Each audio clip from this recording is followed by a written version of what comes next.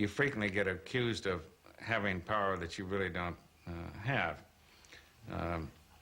One of them, for example, is in the case of the overthrow of Allende, in which I actually ended up before the grand jury. And in Argentina, I couldn't go to Argentina for a long time because they had me listed as running CIA in South America. That Pepsi Cola was just a cover-up. And actually, our bottler, Pepsi Cola bottler in Chile, happens to own the El Mercurio newspaper.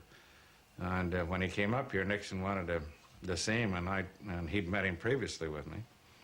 And I took him down for the meeting, which started the campaign, but I literally had nothing to do except the introduction, but I got blamed as though I was running the whole show.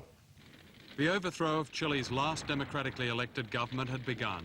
3 years later, Allende was shot, and Chile sank into military repression from which it is yet to recover.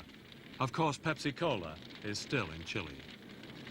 It's no paradox that as American foreign policy was trying to overthrow Allende in Chile at this time, that there were, at the same time, American foreign policy was trying to establish détente with the Soviet Union. On one hand, you have Allende, who in the eyes of Augustin Edwards, the Pepsi bottler, and many others, was threatening to close off the marketplace from American interests. And on the other hand, with détente, you had the Soviet Union, who very, very cautiously, very gradually, was opening up the marketplace for American interests.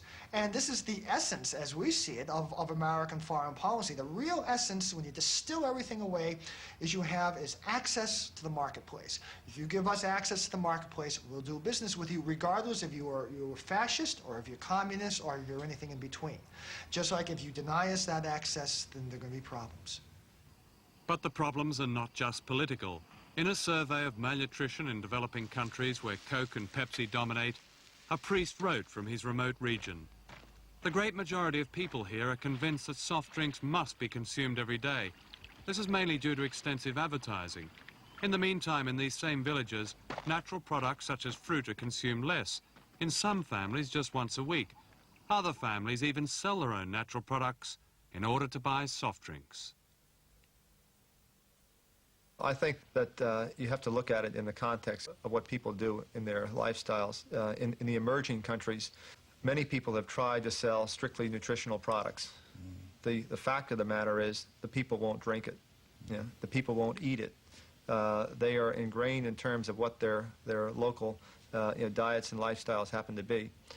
A Pepsi Cola is never sold as a food product. It's sold as a part of leisure, part of enjoyment. And for many people,